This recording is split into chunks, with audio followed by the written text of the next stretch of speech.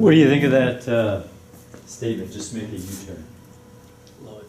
Yeah, isn't it a lot more forgiving than just beating yourself up for all the things that mistakes you made?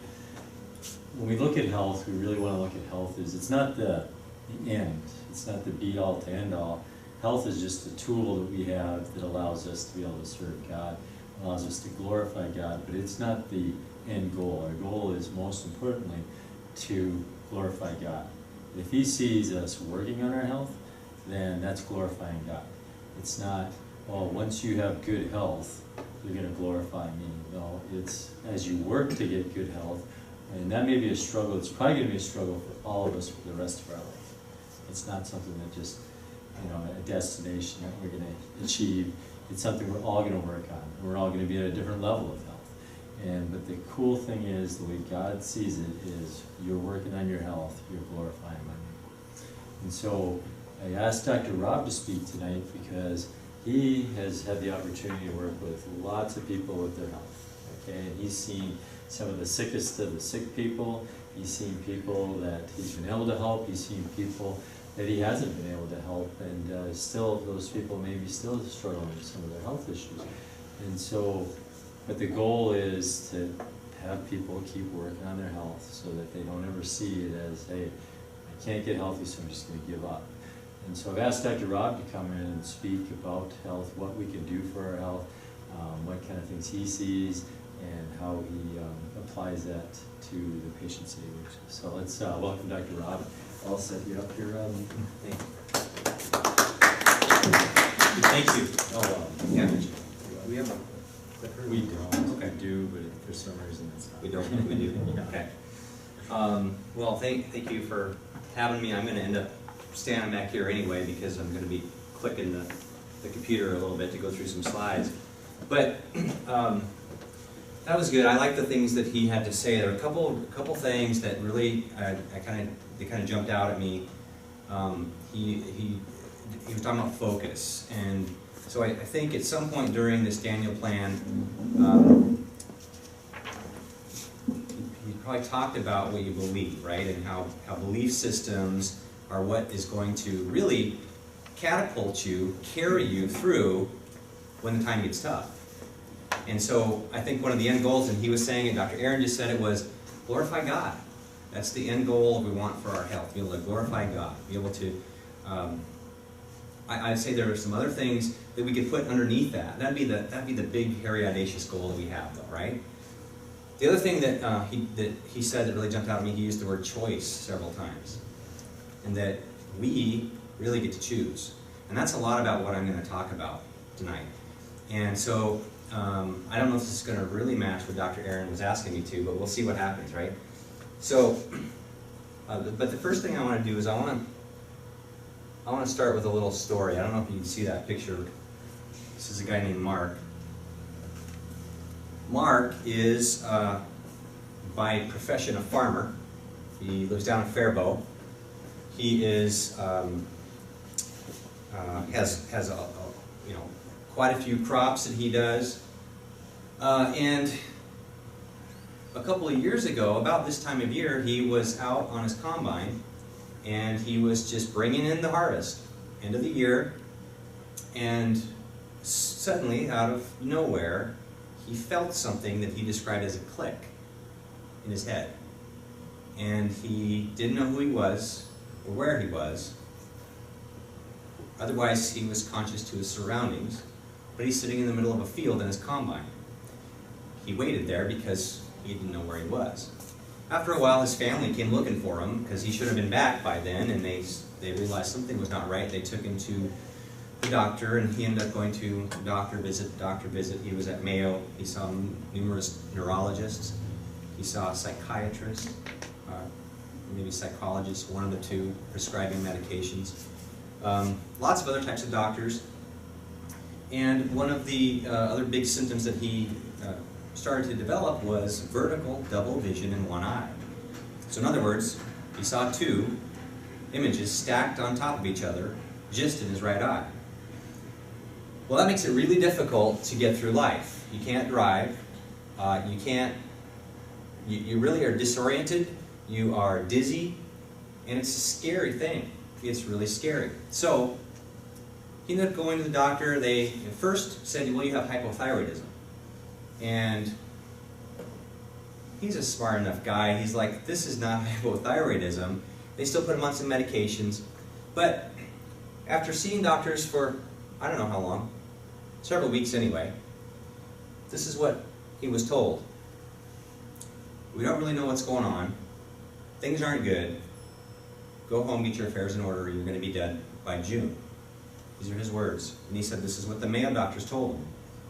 So he ended up making it up to our office as a referral from another chiropractor down in Northfield. And I'll come back to this in a minute, but the thing I wanted to ask you here, as we kind of get going, is think about what Mark dealt with. Was it an event, or was it a process? So, the click in his brain, that was an event. That happened right then and there. And he would tell you that prior to that, pretty good health. Yeah, I've got some aches and pains. I've been a farmer my whole life. You know, I'm a hard worker. But I would submit to you, and I will, and hopefully over the course of tonight, help you to realize that health or illness is not an event. It's a process. And not only does it take us to get, it's a process to get unhealthy over weeks, months, years, but it's a process to get well too. And so kind of to piggyback what they were saying in the beginning, you know, during this last episode, was that we got to give ourselves some breaks, we got to give ourselves some grace, we make a U-turn, and we know that in order to get to the goal that we have set before us, it's going to take some time, it's going to take some repetition, it's going to take some resources, it's going to take some other things, a lot of prayer, but it is a process. And the reason I'm bringing this up right now is because I think that, you know, you've heard the word paradigm before, right? And paradigm is kind of how we think. And the paradigm that many of us have, or we're brought up with, is that we just live our life, we do whatever.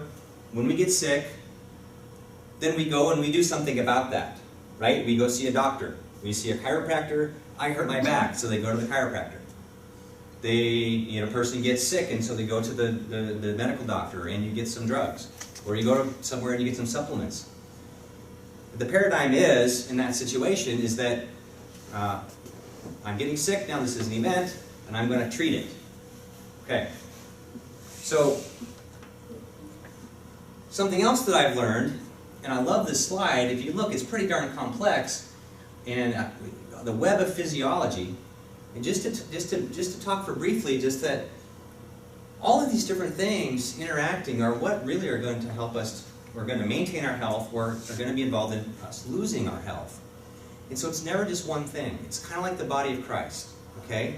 We've all heard somebody with the message, and it's from the Bible, that says, gosh, if you're missing the hand, you're missing part of the body, right? In the church, if you are missing one person, that can make or break a lot of different things that go on in that church. It's really important that everything works together. And so, whether a person is healthy or sick also depends upon all of the systems of the body working together. So just remember that as we kind of go forward a little bit here too. Okay, so we have to have a little story analogy here. Now you look at this, and this is what? Wilting plant. Can you see that? Okay.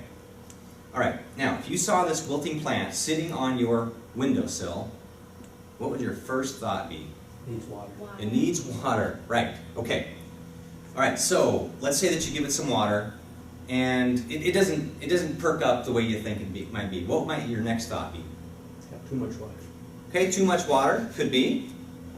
Anything else? Not enough sun. Sun. Yeah. Maybe it needs sun. So you give it some sun, and you give it some water, and you gave it some sun, and it's still not perked up. What's the next thing you might think? Nutrition. Nutrition. Yeah. Maybe the soil isn't healthy. Maybe it's root bound and it needs to be moved to a better soil, right? So let's say that none of those things perk it up. What about this? What if there's a toxin in the soil? Because you could have soil that is missing something, and we would say it's deficient in something that it needs, right? deficient in water, deficient in sun, deficient in nutrients, or that it could be toxic in something that doesn't belong there. Does that make sense? Okay. How come none of you raised your hand and said, that plant needs more medication? Now, I'm not here to bash medicine. I really am not, because there's a time and a place for it. But we wouldn't do that first, would we, with the plant? We don't do that with our animals. Okay? So, I think one of the things that we have to look at in this process of becoming healthier and healthier is to realize that virtually everything that I've seen, and getting back to Mark, what he's dealing with are toxicities and deficiencies. Deficient in things that he required in order to be healthy, that started from when he was little up until the time that this all happened, as well as being exposed to different types of toxins from his job that had mounted in his body. Does that make sense? Okay, so let me try to keep this very simple here. Health or illness is a result of our choices. Pastor said that. 2 questions I think are important. Number 1, which lifestyle choices are required to produce sufficiency and purity? Right? That's the opposite of deficiency and toxicity, right? Sufficiency and purity. Here's the other question, which lifestyle choices are toxic and deficient? Anybody want to volunteer something? Let's look here. Which lifestyle choices are required to produce sufficiency and purity? Whole foods. Good. Exercise. Exercise. Okay. How about a couple of lifestyle choices for toxicity and deficiency? Processed foods. Yeah. Processed foods, yeah. As opposed to whole foods, right? Absolutely. So again, and we're not here to beat you up if you have processed foods here and there. But just, we all need to realize that if we make that choice, then our goal of becoming as healthy as we can be compromised, right? Okay. So back to kind of what I started with is kind of our current paradigm, at least the paradigm that I was brought up with, was this, that our health or our lack of health is a result of bad genes, bad germs, or bad luck. Just landed on you. You just got it. Now, bad luck I'm not really going to talk about, because those of us who have a faith in God, we know that there's no such thing as luck, right? Somebody once said, I heard that luck is where preparation meets opportunity, right? So, but germs, bad genes and bad germs. Now, again, I was brought up to there's questions that were always asked on the paperwork when you went to the doctor, like, okay, your grandma died of what? You know, your grandparents had these and that. And those can be helpful, but they were wanting you to put down things like breast cancer, right? And you put all this long list of all these things your relatives died of. And it was almost as if, wow, they had that? Boy, watch out. Watch out, okay? So, let's talk about genes for a second. Because when it comes to genetics, this is I think, the cutting edge and the future of healthcare and how it's going to go, is looking at something called epigenetics. So this says that epigenetics is proving we have some responsibility for the integrity of our genome. Before, genes predetermined outcomes. Now, everything we do, everything we eat or smoke, can affect our gene expression and that of future generations. Epigenetics introduces the concept of free will into our idea of genetics. Choice again. So we're all born with a certain genome. Okay, it's a set of genes. And we inherited that, of course, from our parents. And in the passing on of these different genes over generation after generation, kind of like making a photocopy of a photocopy and then photocopying that photocopy, over time, subsequent ones don't look as good as the original. And so we can develop something that we might call a mutation. It's not exactly the right word, but we can be born with a gene that, if it gets expressed, and when I mean expressed, I mean turned on, just like a light switch, something could happen in our health. It's called genetic expression. And epigenetics means around our genes. And what this is saying is that we are not a slave to our genes anymore. We actually have some control over how our genes are expressed by the things that we do, including all of the things that you guys have been learning about in the Daniel Plan. What you think, your spiritual life, your exercise, and so on. These things can affect your genes for the better or for the worse. And this is going back to 2006. So we were knowing this stuff long before. We do now. Now, so what it says is that our thinking about how we get sick then is, it's wrong. You can't catch disease. What time of year is it? It's flu season coming up, right? And people are, well, I don't want to catch the flu this year. Well, guess what? Flu bugs are around every year, all the time. They're not just in the winter. We happen to be inside more, we're closer proximity. But how is it that some people get the flu and some don't? How can I have 4 boys and my wife, and one person can get the flu, and the rest of us who are breathing everybody else's stuff don't get it? If it was because of the germs, then wouldn't we all get it? That's what logic would say, but no. We each have our individual, ways that we are going to interact with that particular virus. So how your personal environment, what you do, the things that you're taught about in Daniel Plan, interacts with your genes will determine your state of health or disease. So we don't say this to scare you at all. What I'm saying is that the more better choices that we that we make, the better chance that we have of keeping our genetics from being flipped on. And the opposite, what if you had a gene, let's say that you had a gene mutation and it was involved with making an enzyme that was involved in helping you to use a B vitamin. A B vitamin that was critical for your ability to just function normally. What if you had a mutation in that gene and now everything is slowed down? Well, I'll give you an example because we see this in our office all the time when we do genetic reports. Somebody has a mutation in a gene that controls an enzyme that breaks down folic acid. It's a B vitamin. Now all of a sudden, their body can't do a whole bunch of other processes and they can't make dopamine very well. Dopamine is a neurotransmitter that helps us to feel good about ourselves. You've heard of dopamine, right? Serotonin. Serotonin is what we call the joy hormone. And so there are people who honestly have a hard time finding joy in life. They can't sleep very well. They're anxious because their serotonin levels, they can't make enough serotonin at the right times because they have a gene mutation that didn't allow them to make that.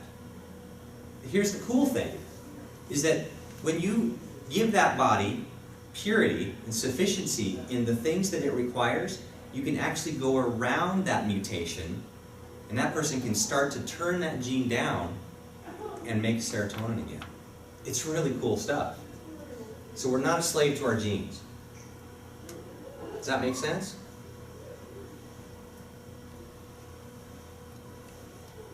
Bunch of dead fish. This is going back into the 70s, the Great Lakes. There was all kinds of fish washing up on the shore, dead. And the biologists went, and I'll tell you what they didn't do. The first thing that they didn't do was say, man, we need to add some more nutrients, and we need to add some medications into the water. They never said that. They also didn't say, we need to go in and cut out the tumors that were growing on this fish. They said, something's in the water, right? There's something in there that doesn't belong there. So we see this in ecosystems all the time, but we don't do it for ourselves. The choices we make are going to make a difference in what's going on going forward. Genes. One of my last analogies, and I love this one. Do flies cause garbage? Have you heard this before? Okay, have you ever seen a whole bunch of flies laying eggs on a completely clean trash can? No, you're not gonna find them around there, right? They're only gonna be there when it's full of dirty, rotten stuff so that they can lay eggs and their maggots can grow. Well, this is kind of similar to our bodies. You are not gonna find somebody, or I should say rarely gonna find somebody who gets sick from germs, bacteria, and other things like that if they've got a clean trash can, if their inside environment is clean. And so when we talk about environment, what I mean is all of your cells and tissues in your body, and the things that are around you, what you eat, drink, rub on your skin, and breathe. So some of those things we have control over. We do have control over what we put in our body.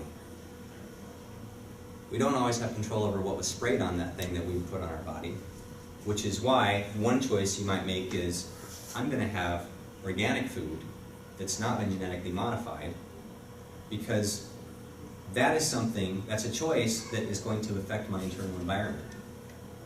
And by the way, just real quick, going back to Mark, in addition to parasites that we found in his brain, lots and lots of herbicides and pesticides. He's a farmer. He used this stuff growing up. He told me when he was a kid, he would mix it with his hand in a bucket. Just mix it up.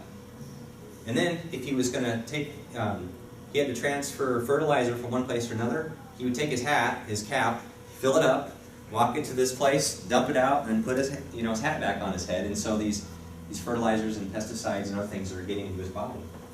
So that just goes back to the whole process thing. Mark didn't just suddenly on his tractor that day, get sick and develop this thing. Things had been building in him for years and years and years. And that was his process. So I think you guys, this is not going to be anything new, but I just think it's important to recap here some of the important causes of toxicities and deficiencies that we should think about. Okay? And these are just some questions. What's the quality of your diet? Do you eat whole foods? Do you include good fats, proteins, and carbohydrates? Or are you following standard American diet? Standard American diet is not food. It's malnourishment. It is something that helps people to feel full but does nothing, or very little I should say, to provide nutrients for healing. By the way, in order for you to heal from any sort of illness, your body needs nutrients. Nutrients only come from our food. And our ability to utilize those nutrients through our gut, we'll get to in a second, is really one of the limiting factors on how we're going to be healthy or not. Other things. Stresses in your life. Relationships, work, society, family, money, spiritual things.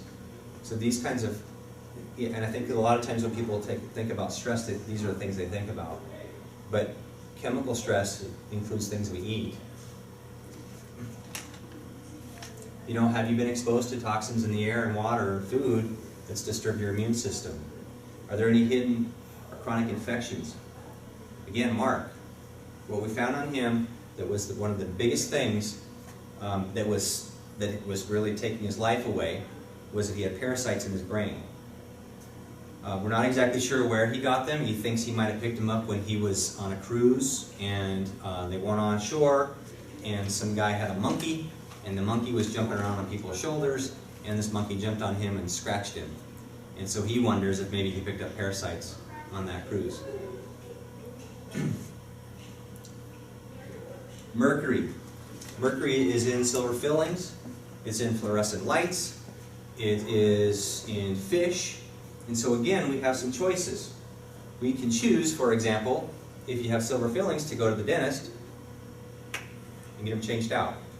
You can change your light bulbs to LED. These are just a couple simple things you can do. Physical trauma, and the last one has to do with exercise. Do you misuse or you underuse your body and not provide the regular benefits of moving, stretching, strengthening, and so on?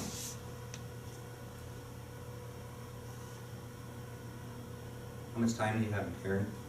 As much as you need. Okay. I don't have much more, I don't think.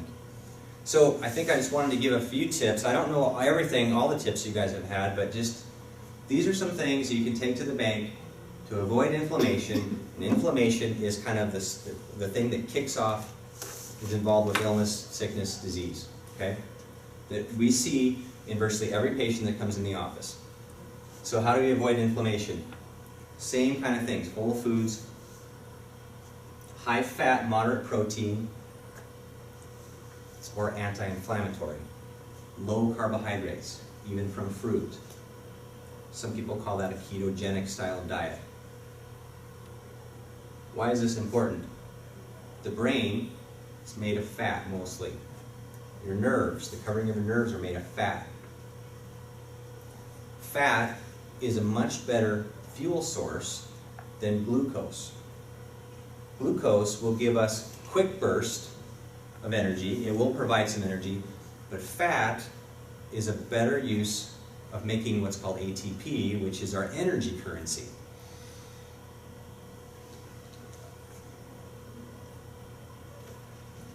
Here's some of the good healthy fats. You probably know all about these. Coconut oil, olive oil, nuts, avocados, omega-3 from small fish, wild salmon. Being careful with fish, of course, because of the mercury content that can build up in them, and other things from when they're farmed. If you have food allergies, find out what they are and stop eating them. So let's talk about Mark again for a second. So one of the things we did on him was we ran a gluten panel. Not just the cursory one that you can get at kind of at any doctor's office. They'll run like one little gluten test. We ran a gluten test that looked at all the different subsets of a gluten molecule. And if we hadn't have run that test on him, we wouldn't have caught it. Because the test that was run in the other office was normal. In this case, he had a couple of different types of gluten subsets that were out of range. And it told us that if he eats gluten, it causes inflammation. Quick example from a guy right now that just started care in the office when it comes to gluten. How much this thing can affect some people. He has something called cerebellar ataxia. And what that means is that his cerebellum is in the brain, and it's responsible for balance and coordination. It controls eye movements. It's involved in accuracy. His immune system is attacking his cerebellum. It's an autoimmune disease. And so his balance is way off, and he has to walk with his legs really far apart just to stabilize himself. And just today, I had him in the office, and I just had him simply close his eyes, and he just about fell over. I had to stop him. And one of the predominant things that causes cerebellar ataxia is gluten. For some reason, the gluten molecule looks similar to tissues in your cerebellum, and in some people, the immune system mistakes the cerebellum tissue for gluten and mounts a response. And so he's got a neurodegenerative disorder. Also a process. He didn't just wake up one day with it. So it's going to take some time for us to get him back in shape. A couple other things, taking probiotics. This is good bacteria that is going to help your gut, which is the foundation for most of the things that we do in the office. Gut function. Did they talk about gut stuff with the Daniel plan? Did they talk about specifically leaky gut? Oh, but they definitely talk about gut health. Yeah, okay. And we brought it up at workshops. Okay, quite a all bit. right. So, Dr. Aaron had asked me to kind of just talk a little bit. At first we were joking about good cop, bad cop, and I was going to kind of be the bad cop and talk about all the bad stuff. But I just want to talk for a moment about insulin resistance, and because this is such a common thing in our country, and how it ends up affecting a person's life. And ultimately, I think this is what we're here about, is to try to help. We want to be as healthy as we can so that we can glorify God, we can serve our families, we can serve our community. And the people that I'm mentioning tonight, Mark, this guy that was in this morning, Larry, another guy I'll talk about in a minute, the really big thing that brought them in, when I got down to it and really kind of dug about why are you here, it's not because his balance is off. Mark's wasn't because he had vertical double vision. It was because he can't do what he wants to do. He can't do his life. And this guy with cerebellar ataxia has grandkids. Listen, I cannot do anything with my grandkids without falling. I'm afraid I'm going to fall on them. And he's afraid that the rest of his life is, flashing before his eyes. So it goes back to something Dr. Aaron always talks about, is the big why. Why are we doing what we're doing? And insulin resistance, you don't want it. So let's do things that will prevent this. But if insulin resistance, a person you craving for sugar, can't lose weight, constantly hungry, fatigued, you look on lab results, the thyroid is off, cholesterol is high, you end up with heart disease, you end up with low energy. Dennis has peripheral neuropathy. He can't feel his feet because the nerves that are in his feet have died. They're dying because too much sugar has led to insulin resistance in his case. And he's another example of a guy who just can't do his life because of the choices he's made over time. Too much insulin. I'm going to kind of blast through this because I think I hit it. So I want to end with just a couple things that I talk about this now because when it comes to health or lack of health, it really does start with in the gut. And you've heard of leaky gut, right, some of you?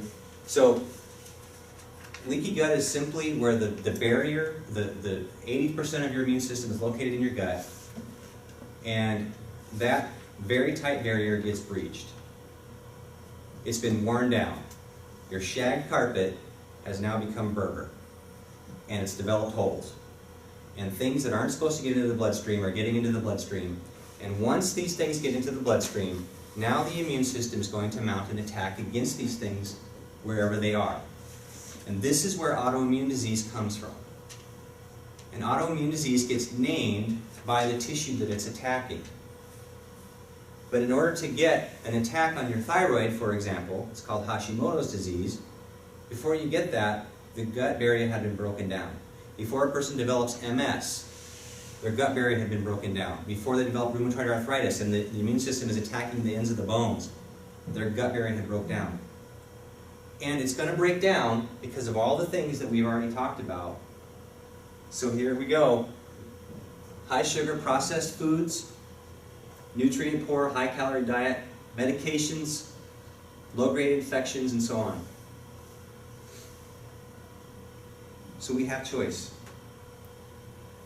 So as we go forward, I guess the biggest thing I hope you got out of just taking this couple minutes was that what we think about where health comes from is it's the root. And I know they've been talking about this in the Daniel Plan, but our paradigm has to be shifted to the point that we believe that health is a choice. We get to choose what we want to, or what we can do with our health, so that over time we can serve God, right, to the best of our ability.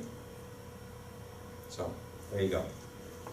Thank you. You guys have questions about anything? I got a bunch of questions. Okay. So I told Rob I would ask him some questions at the end of this, but I didn't tell him what the questions would be. So, You look nervous. I have one more Yeah. question. How do people usually lack that enzyme?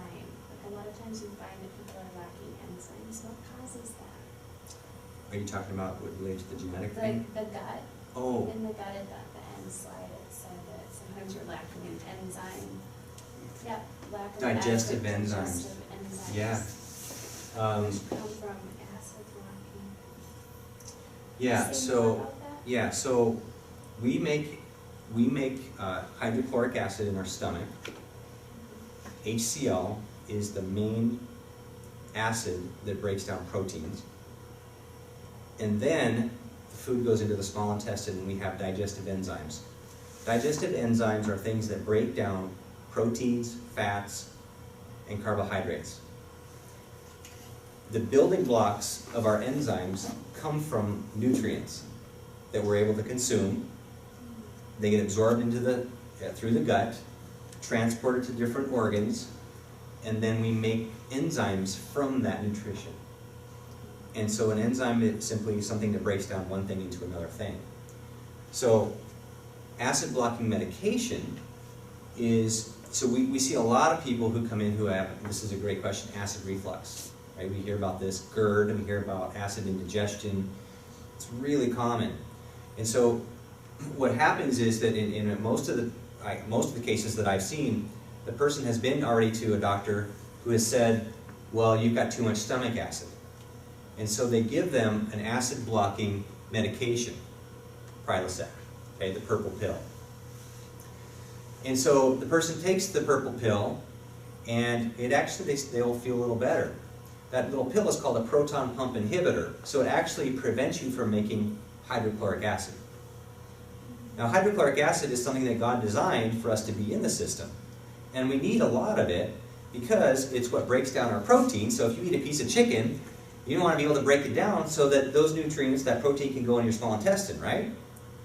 Well, the other things that HCl does, which are really important, is that HCl sterilizes our food.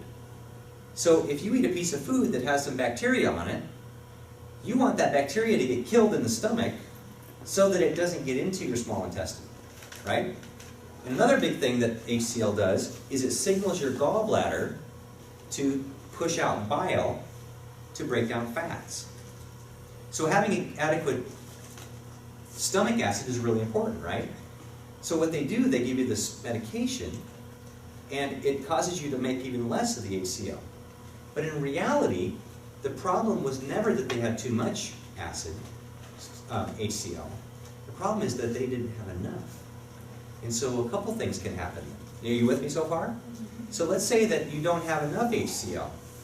Now you eat this piece of chicken. That piece of chicken goes into your stomach, and it will sit there, and it can't be broken down very well, and so it rots. Now, if you ever had food rot on the counter, it gives off a gas. And so that gas can actually rise up and burn. That's one thing. Another thing that can happen is that your body will make something called lactic acid. If you've ever exercised hard and you get that muscle burn, right, and then it's sore the next day, that's largely because lactic acid was produced in that muscle. So the lactic acid will actually cause burning as well. So that's number two. The third thing that could happen is some of that protein could actually get dumped into your small intestine, but the small intestine says, wait a second, man, I can't handle this, it's not broke down enough, and so it will basically regurgitate it back up through the stomach along with digestive enzymes and cause burning. Does that make sense? So we do the complete opposite, and we give people HCl and say, here, take this, and this is going to help you break down your food better. And that was a long answer, but did that answer your question? Yeah. Okay. Long answer, but really good, because I think it's a very common thing. Yeah. And very graphic, so appreciate that the rotting of the meat. in Yes. your stomach. Yeah. To answer that question too, Rob, so I'm not on a stomach proton pump inhibitor. What other thing could cause me to have lower digestive enzymes? What would be a big one that most Americans would deal with? Like an H. pylori infection? Could be. What Yeah. do you see? So I see people with deficiencies in certain nutrients so that they can't actually make the HCl. So, and let's talk formative years. So we talked about how, look, we are a product from when we were in utero until today, right? And God designed us with amazing systems. Toxins come up. He's given us systems that help us to kind of bring toxin levels down and so on. And it's when our toxin level gets too high and it's overflowing that we actually develop a symptom. But our formative years are really important. And one of the things that can help, especially in kids, is make sure they have adequate salt. The good salt, the kind of salt you get out of the ocean, the sea salt, because it has all the trace minerals, and the trace minerals are what help you to make hydrochloric acid. So that's the big one we'll see. Sure. Stress? What about stress? Yeah, for sure. And because of cortisol, and cortisol is a fight or flight hormone that we all have. It's meant for short-term survival, but if we never get out of stress mode and we keep making more cortisol, cortisol can actually impact hydrochloric acid levels. Oh. So you'd mentioned at the start that health is really to be seen as not an event, it's a process. Yeah. So I guess the big question I have for you is the word process or process? That's the big question. So, tell me a little bit about that in regards to Mark. Mark slowly Yeah. developed a health Yeah. issue that really came to a head one day. So he may have been not feeling good. If you guys have ever heard of the story of the boiled frog, if you guys heard that story before. So the analogy is if you take a frog and you put him in hot boiling water, that frog will jump out right away because that's a very toxic environment for it. But if you take that frog and you put it in water, room temperature water, put it on the stove and then slowly raise that temperature, because it's cold-blooded, it'll keep trying to adapt to its environment and it'll never make an effort to jump out of that water, and eventually that frog will get boiled and die. And so that's what happens with a lot of people with their health. Mark probably had some things. I know just talking to him myself, before he made the video, I got to talk to him about some of the things he had going on that doctors kind of poo-pooed as, well, you're just a farmer and such. But he went through the process of healing. Tell us a little bit about that, because that wasn't, he came in, oh, I did a test, I found out you got parasites in your brain, and we gave you some kind of concoction that killed the parasites, and the next week he's better. Tell us a little about that. That's good, because we sometimes simplify it and go, yeah, we killed his parasites, but we Yeah. had to completely change his diet, because he was eating the standard American diet, and so we put him on an anti-inflammatory diet right off the bat, which is just what we said. It's whole food. It's basically eating animal proteins, good quality animal proteins, beef, chicken, fish, turkey, lamb, lots of good vegetables. Tried to have him get as many organic as he could so that he could have less exposure to the pesticides and herbicides. Fruits, fermented foods, nuts, eggs, that was kind of it.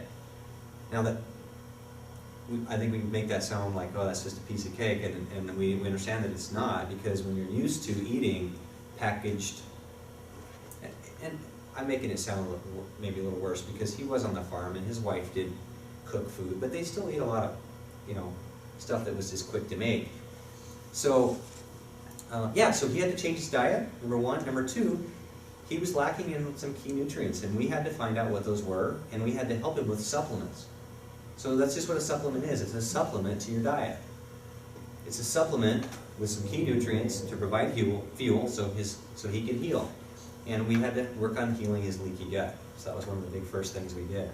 We didn't even start working on parasite right away, because we had to give him some things that would help that gut to heal. So how does the gut heal? You pull out the inflammatory foods, you give somebody foods that are anti-inflammatory, you give them some key nutrients, and then you start working on the toxins that are in there.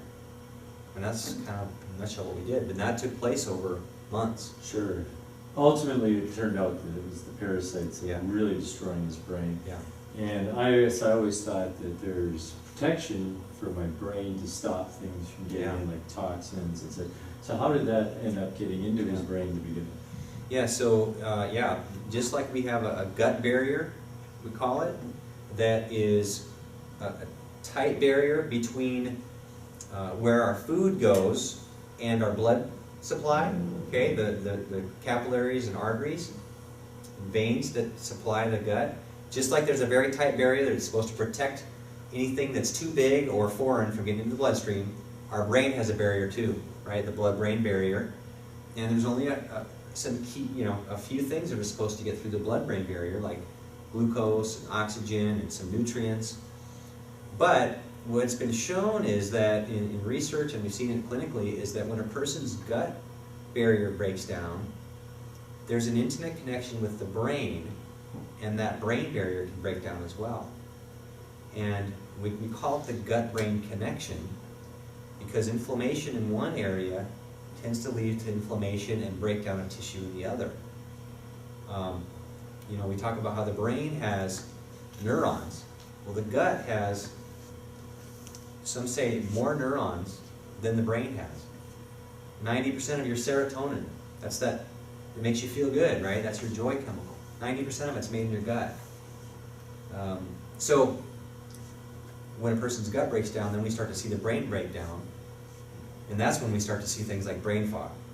A person will say, Doc, I'm foggy, I can't focus and concentrate. Fall asleep during 8 o'clock lectures. No one yet, right? Yeah, you guys are doing good. I see a couple of droopy eyes, but that's I don't. So you had a slide on there that showed like the web of physiologic Yeah. dysfunction. Basically, you showed like there's an illness in the middle, but there's so many contributing factors. And so as a doctor, that can be almost overwhelming. I think a lot of doctors, rather than, hey, I'm gonna figure this out, it's, I'm just gonna treat that main thing in the middle. I'm not gonna Yeah. figure out all the different reasons. And so we always talk about a term in our office as we wanna find the problem as far upstream as we possibly can to impact that person. So can you tell us a little bit, how does that even happen? How can you find that? How do you make that this is where it started? Yeah. Well, depending on the patient, there's no cookbook approach. There's no two people that are alike, and so we will do a thorough history. That's huge, of course. A lot of times your history is gonna send you right to where you want to go. But after the history, then we'll look at blood work and other types of lab work.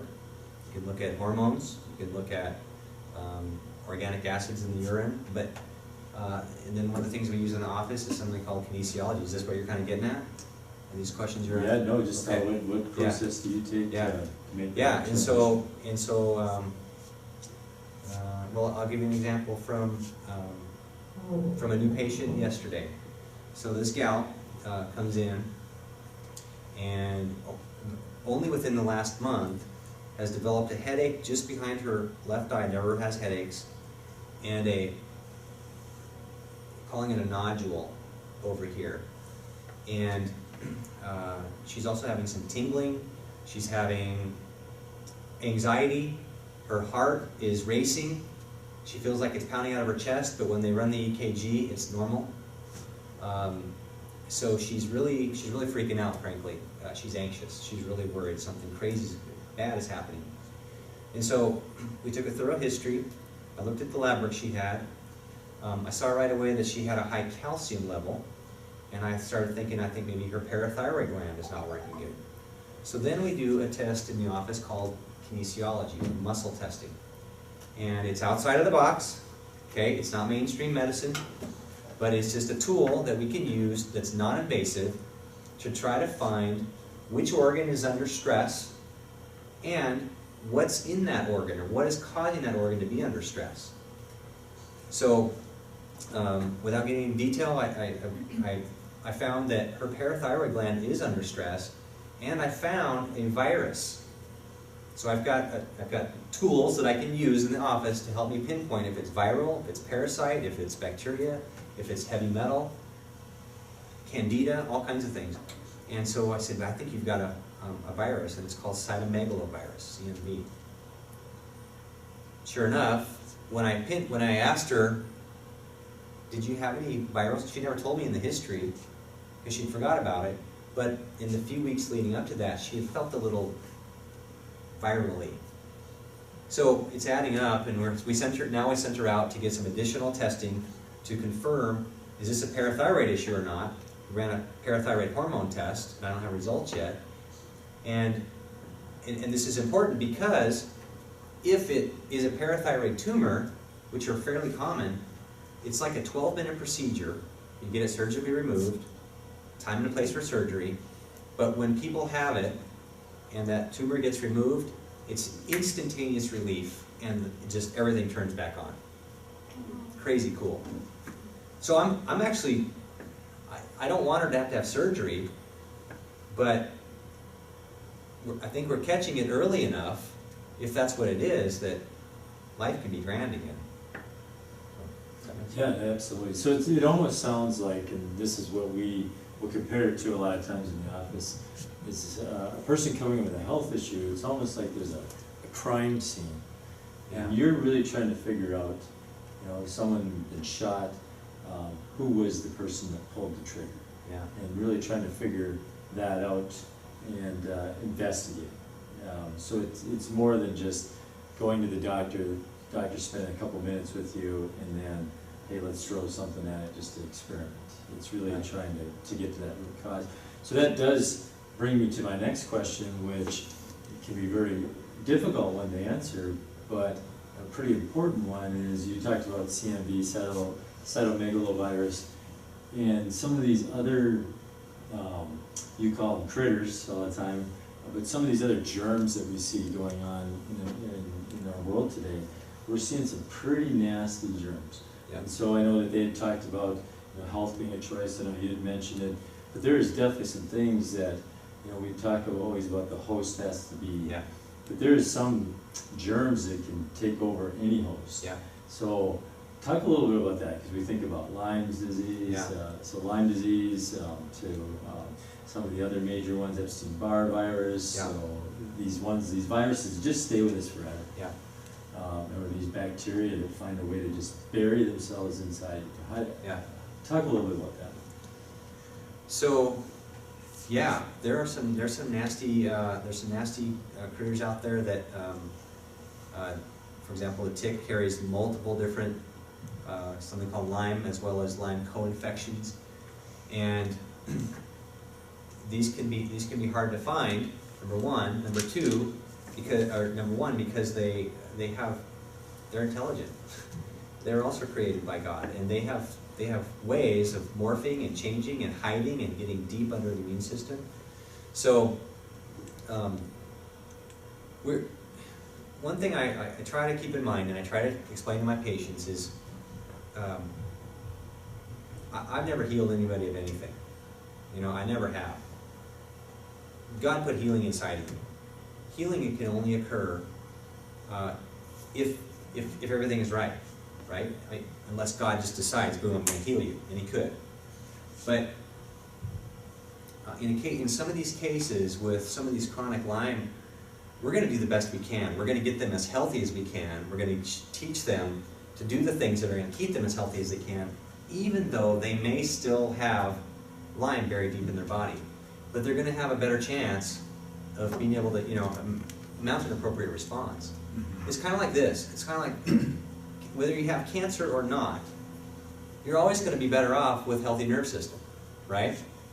Whether you have cancer or not, you're always going to be better off with eating the best possible foods you can, so that you have the best chance you can. So that's kind of the way I look at it. Yeah, absolutely. And that really comes back to how we define wellness. Our office is a health and wellness office. We do believe that they're different from each other. Wellness just meaning that, just like what you said, is that you could have an underlying issue with your health, cerebral palsy, Lyme, whatever, but you could take your body to the highest level you possibly can, even though you still have that thing working against you. Yeah. And so health really looks at it, either you're sick or you're not sick. We look at wellness as there's a continuum, and it's about getting your body to function well. So you had mentioned, you talked about insulin, so you're really kind of trying to hit some of the major health issues. Insulin resistance is a big one. We eat a lot of sugar in America, but there's a lot of foods that are good that are sugar, and I know that we've been taught that the brain uses sugar for fuel. Sure. So how do you get around that? If I got insulin resistance, or do I get around it? What do I do about that? If you have insulin resistance. Yeah, let's say I have insulin resistance, or I've just been taught that, hey, that's where my body gets fuel from. Is that truly where the only fuel our brain can use? Is that? No, brain is going to use fat as fuel as well, and so with insulin resistance, in a nutshell, if you imagine your cells kind of like your house, and everybody's house has, at the front door, it has a key. It's got a doorknob with a key and a lock, right?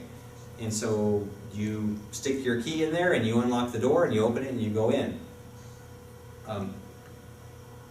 When it comes to sugar, your cells have also a little lock and key system, and insulin is a hormone that's job is to bind with sugar, glucose, and carry it into the cell. And inside the cell then, that glucose is going to help you make energy. Insulin resistance is kind of like you went on a vacation and came home and somebody changed the locks. So the cell has changed those little keyholes, those receptor sites. because it's so full of sugar it can't take anymore, and it says, I don't want any more sugar. So now the insulin and the sugar can't go into the cell, it's going to course through your bloodstream, and when it does that, it's highly inflammatory. It causes inflammation in the bloodstream. So, one of the first things you have to do is you've got to help those receptors to change. You've got to get that excess glucose out of there. And your body will burn that, but you can't continue to feed it more and more sugar while it's trying to burn off what it has. And that's where coming in and eating a diet that is kind of what we're talking about here, very, very low carbohydrate, only from maybe berries or a few fruits, eating higher fats. Exercise is critical because exercise will help you to burn that glucose off. So, is that kind Yeah, of, absolutely. And then just to clarify, when Yeah. you talk about low in carbohydrates, I think what you're meaning is carbohydrates that turn to sugar pretty Yeah, quickly. yeah. So with the carbohydrates found in vegetables, Right. the nice thing about them is you can subtract, like if you have something that's 5 grams of carbohydrates and 4 grams of fiber, then you only have 1 gram of carbohydrates. Is really how the math works out. So you're talking about those lower fiber foods that can convert to sugar pretty quickly. Yeah. And so really we can use fat for fuel, and a big thing that you'll see today is the ketogenic diet is really talking about switching the body to burn fat for fuel versus sugar for fuel, which really helps with insulin resistance, because you don't need to use any kind of shuttle to get fat in the cells. Yeah. They're already fat soluble, so they go right into the cell very easily. So fat for fuel is a much better source of fuel. Plus, we like to compare it to, if you guys have been driving down the road and you'll see a diesel truck, and you definitely, when they punch their gas, you see this black exhaust come out. And so that's how diesel burns. It doesn't burn really clean. But then if you go home and you have a natural gas stove and you light that up, you don't see black smoke coming out of there. It's really clean, okay? The way sugar, when we burn sugar for fuel, it's like that diesel, okay? It actually causes a lot of cellular damage when we use sugar for fuel. But think of fat like that natural gas, and it won't cause that side damage to all your cells. So that's, again, a good reason why we want to burn fat for fuel. So you also mentioned, just a couple more questions, but you also mentioned, again, some of the big ones, and gut health was definitely a big thing. Now tell us a little bit about what kind of symptoms, because Sure. I think if I'm thinking, Yeah. oh, my gut's got a problem, I'm gonna have like gas, bloating, Yeah. I'm gonna have pain in my Yeah. gut. Is that what most people experience? Honestly, probably most people that we see, they don't have those symptoms. Okay. And they have no idea that they have a gut that's malfunctioning. And they're coming in because they've got brain fog, anxiety, depression, maybe they've got their memory is going. They will complain about joint pain. It's really common. They'll say, man, I got this right knee pain. And it's interesting because we'll put them on an anti-inflammatory diet and their gut starts to heal, and pretty soon their knee pain goes away. We didn't touch their knee. And this is really common. And joints are just a prime spot for that inflammatory condition to kind of take off in that gut. Other times though, I got a gal today was in who she's got what's called SIBO, small intestine bacterial overgrowth. She can't eat hardly anything without having bloating. So they're almost the lucky ones, because they get to find They- out that, hey, my they health feel issue it. is starting in my gut, because Yeah. that's where my symptoms we are. feel it. Yeah. So most people don't have a symptom in their gut, it's Yeah. actually somewhere else. Exactly. So it's really hard, that's Yeah. why it's important to get a good doctor to work with you. So you talked about insulin, you talked about gut health, talked about some of these really hard infections that we deal with. Toxins, you mentioned that Yeah. too. Toxicity versus deficiency. You mentioned in the dead plant that it could be a toxin Yeah. in that plant. Get into that a little bit more, because there's a lot of toxins. Yeah. So am I supposed to move to live in a cave and separate myself from the rest of the world, or how am I going to No, deal that's a good with all point. these toxins? That's a good point. We talk about choice, have a choice always in what you breathe in, right? Or what was sprayed on the food. But as I mentioned earlier, God designed us with systems, particularly things like our filters, liver, kidney, these kinds of things that are what process, break down, and help us to eliminate these toxins. And so, look, the more things that we can do to help those organs work better, the good nutrients, the exercise, the good thinking, all those things are going to help us to be able to process those things, even though we're going to be exposed to them. And the things that we see most commonly probably are heavy metals from mercury, lead, and aluminum. And the primary sources for those, I mentioned the mercury earlier, but the lead from lead paint, from when they were growing up, or leaded gasoline, and aluminum from vaccinations would be one of the biggies. And then a few other things. I mentioned pesticides and herbicides because I see that so often. Glyphosate is Roundup, and that's everywhere. The one that I've been finding in people way more lately is called atrazine, which is something they use. It's an antifungal they use on corn. And you're hard-pressed in our country to find corn that has not been sprayed or genetically modified. It's just really hard to find it. So we'll find that a lot. And then I wanted to, there are lots of others, but something I wanted to bring up really quick also is dental.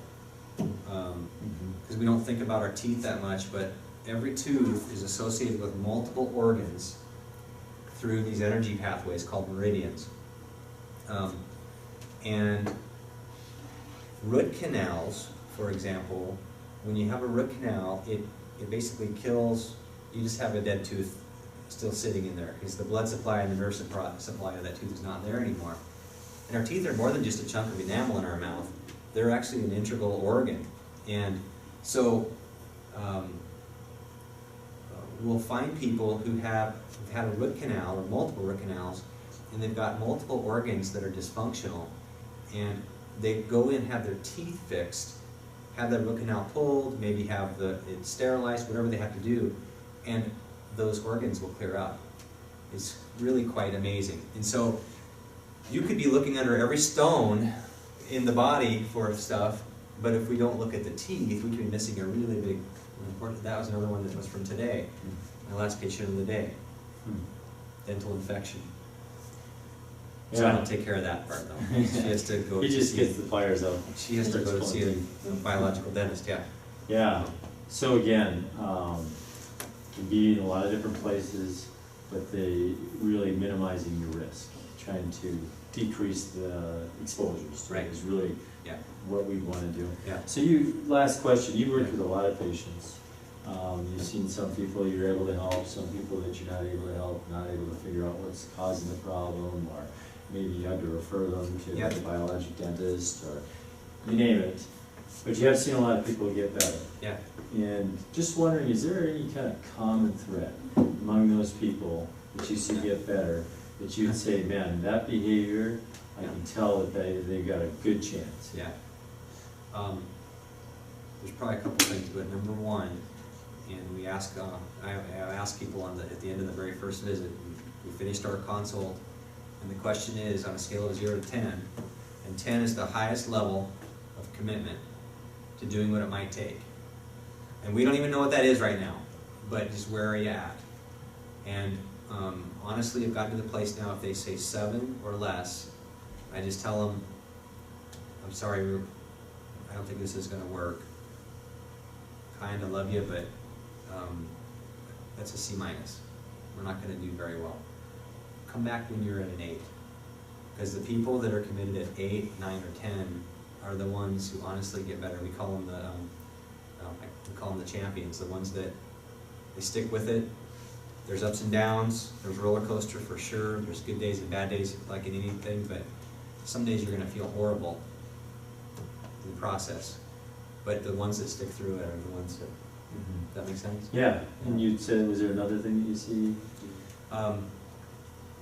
Yeah, their why, behind why they said 8, 9, or 10. And so when we drill down and start to ask them, well, you know, why are you here? Well, I want to feel better. Well, why do you want to feel better?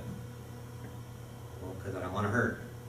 Why don't you want to hurt? You know what I mean? we will drill down until eventually they'll say something like, I can't even get on the ground, my kids. You know, that's their big why. And so when we get down to their big why and help them to see that, it seems like those are the people that are Would you say Mark had that? absolutely. How long did you work with Mark? Still working with them. Yeah. And so before he really noticed a change, I know in the video that we have, he said we worked 20 months before he Yeah. really.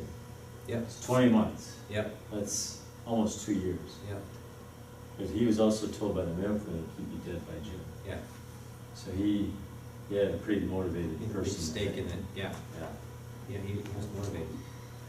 Other people might not have stayed that long. Yeah. But now, I mean, I just think this is God. You know, he still comes to see me periodically. He's doing great. He invites my family down to his farm. We go down there with the kids. They want to look at ride tractors, and we've built this relationship because he's thankful. He's grateful, and I just tell him, because right now he doesn't know the Lord, but we're working on it. But I just tell him, man, look, we did all this stuff, but together. But God gets the glory. God is the one who ultimately lets you get healed. So. Plus he tells everybody in Faribault, the good news is come see Dr. Rock. He does, and he sends, I'm telling you, the people that come they're the hardest cases ever. All of them. It's like he finds the. And not all of them come with an 8 out of 10. Nope. Yeah. So, No, some. yeah. Yeah. Yeah. So it wasn't a smooth sailing No. process with Mark, but he was in it to solve the problems. So. Yeah. Well, thank you, Rob. I really appreciate you coming in Thank you. and sharing your knowledge. And what you had segued to with the why, that why being big enough is huge, because isn't that how we started? We started with, what's your why? We had Ken Norman come in and speak and talk about, you know, where's our healing come from? We talk about where's our freedom come from, and what's your why? Because again, if your why is not big enough, I've done this Daniel plan many times. I've taught the 40-day extreme makeover challenge many times, and I've seen people after, and I've seen some people, they're no better than they were when they did that, or they're worse because they didn't implement the things that we talked about. And I've seen people, their life has absolutely been changed because of what they did when they went through this program. So I hope is that when I see you guys out there, I would see that you're working on it, that it's a constant thing that you're working on. My hope is that I don't come across people that, oh, that was just another program that didn't work. Because it works, I promise you it works, but what are you looking for it to work as? If you're looking for it to be the be-all to end-all, you're looking for it to solve all your problems, then you took this program for the wrong reasons. Because really what it's about is about teaching you how do we take care of these bodies, and what do we do when we face giants? Because I promise you are going to face giants. So look at Pastor Rick Warren. He said that he said he's probably lost hundreds of pounds and gained hundreds of pounds back, right? And if you see, when I first started teaching the Daniel plan, if you saw Pastor Rick Warren, you wouldn't even recognize him, because he was probably down 100 pounds. But in these videos that you're seeing, you see that he's down some weight, but nothing compared to what I saw when we first started. And the reason why is, he shared it in the first seminar, is because he faced a major giant in his life. And so his son died, I think it was his son that committed suicide, and that was just devastating to him. So what did he do? He reverted back to his old ways. What did the Israelites do when they got to freed from slavery? I want to go back. I want to go back. It wasn't so bad eating onions for food all the time. It wasn't so bad being forced to work all the time. At least we had onions and we had a place to sleep. They wanted to go back, even though God said that you just were freed from slavery and now you have a shot at the promised land. And yet they didn't take it. And so I want you to just watch this video, because I think it's really,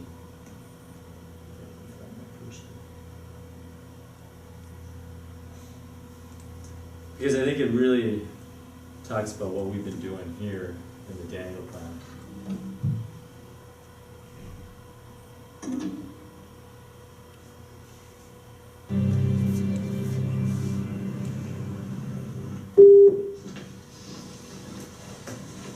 Mr. Bridges?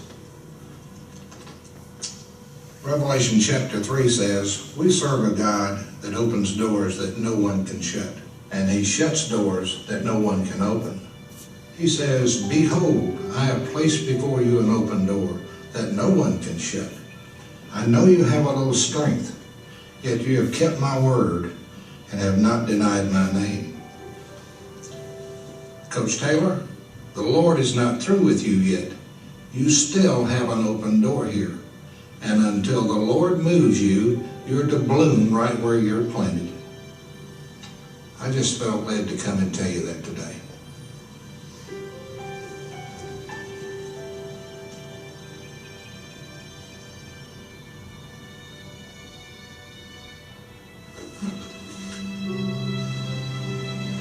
Mr. Bridges, you believe God told you to come tell me that? I do. I admit to you I have been struggling, but I've also been praying. I just don't see him at work here. Grant, I heard a story about two farmers who desperately needed rain, and both of them prayed for rain, but only one of them went out and prepared his fields to receive it. Which one do you think trusted God to send the rain? Well, the one who prepared his fields for him. Which one are you? God will send the rain when he's ready. You need to prepare your field to receive it.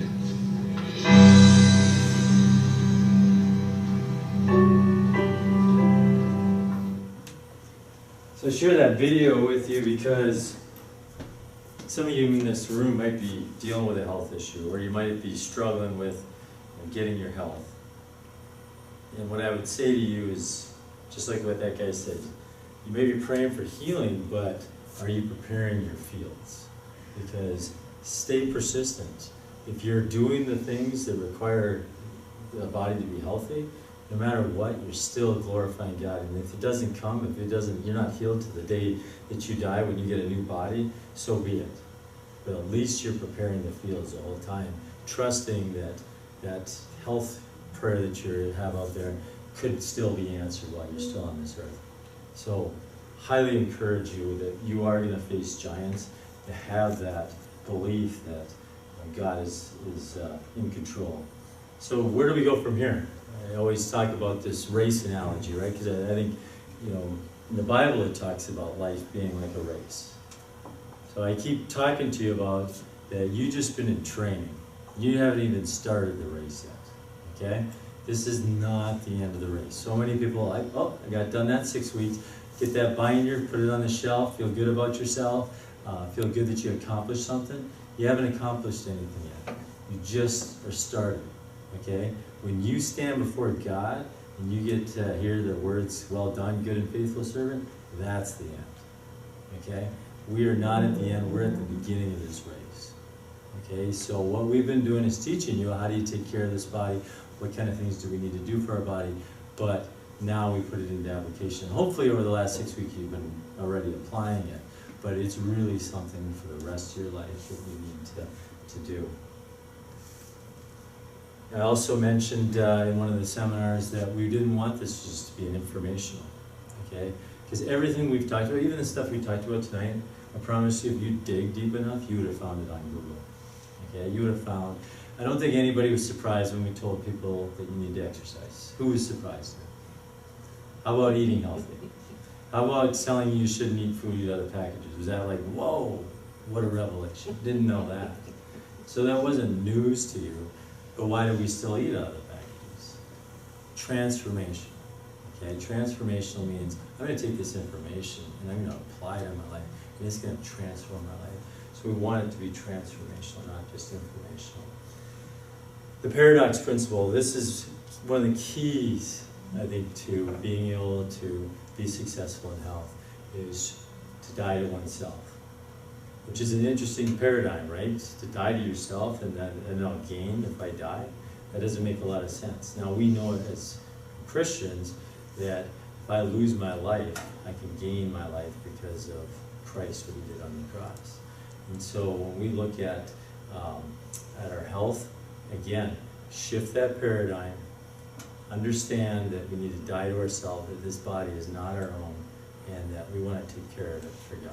So it is a paradigm shift, but when you die for Christ, when you die to self, then you will see that change. It's not easy though, right? It's not easy to, hey, I'm sitting at home, that ice cream's calling my name, you know, I don't think God really cares if I eat the ice cream that badly. And I want you to understand that he's not sitting there condemning you for eating the ice cream, but if you think of it like this, hey, is this going to honor God with my body?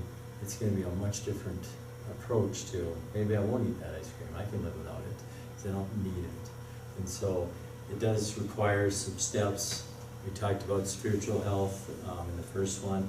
Putting on the full armor of Christ. Do you guys know what I mean when I say that? Ephesians 6 says that we're not in a battle of this physical realm. We're in a battle in a spiritual realm.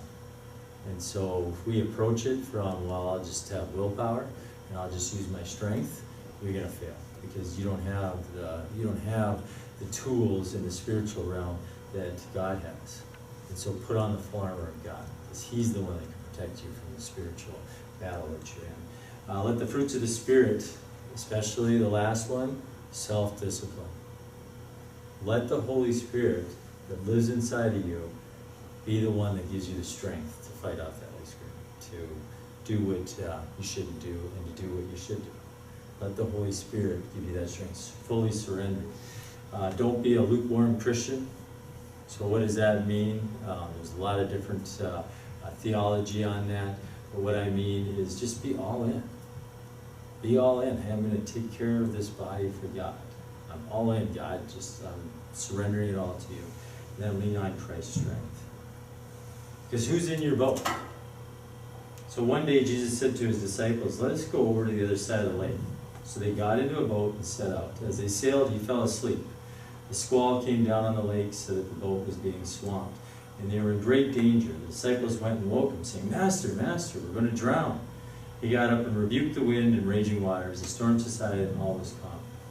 Where is your faith? He asked his disciples.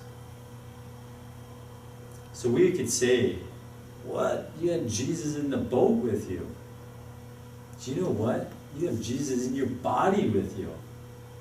He said, where did he say they were going? He said, let's go over to the other side of the lake. So did he say, hey, let's go to the other side of the lake, and oh, by the way, we're going to hit a storm and the boat's going to sink, we're all going to drown? Did he say that? No, he said, we're going to go to the other side of the lake. So he said that we're going to the other side of the lake. They got God in the boat with them, and they're still freaking out when a storm hits. How many Christians do that today? We're freaking out. How is this going to happen? How am I going to get through this? What am I going to do? God said he's going to be with you through all your trials. God said that he's going to give you the strength to get through them. And so why do we just fall apart when that happens? We're so quick to go and wake Jesus up in the boat and say, why aren't you fixing this? And so we forget that Jesus is right there in our bodies, that he is there to help us get through this. So if you're dealing with, hey, I'm dealing with a health issue, or hey, I don't know if I can do this because it's hard to eat healthy, it's hard to exercise. Yeah, it is. But God didn't say you had to do it alone. He said, I'll be right there in the boat with you. So don't forget that. Remember that God is with us, and it's God that strengthens us. As Christians, we have a power that created the universe living inside of us. I mean, that's awesome. How can we not be excited about that? And how can we not be excited that even though I'm facing a trial, like, bring it on. I got God living inside of me. And so Christians that are non-Christians, they don't have that. We need to show the world that we got that. And if they want it, they can have it very easily. And it'll be appealing, and it'll bring people to know Christ because of your glorifying God through that trial. Let's pray. Dear Heavenly Father, I thank you for this evening that we have to meet together to enjoy some time of fellowship and enjoy some time of just learning and just seeing how you work in our lives. I pray, Lord, then, as we go from this Daniel Plan series, that we would be hope-filled, that we would be faith-filled, that we would lean on you to get us through the times, to get us through this life, and to just see it that this life you've given us is a gift, this body you've given us is a gift, and that we can honor and glorify your name through what you've given us. I thank you for this group. I thank you that we can meet tonight, for Dr. Rob to come in and speak to us. And Lord, I pray for this holiday experience, the freedom and the success that you'd love to see us experience. And so I pray tonight that the rest of the night would go well, and the conversation would go well, and that your presence would be felt as we meet. And I pray that the devil, who comes to steal, kill, and destroy, your word says he's like a lion just waiting to devour. And so I pray that the devil would flee from us, because your word says there's no weapon that the devil has that could ever be formed against us. And so I pray that we'd be reminded of that, and that we would just be excited to live this life you've given us. I pray this in Jesus' name.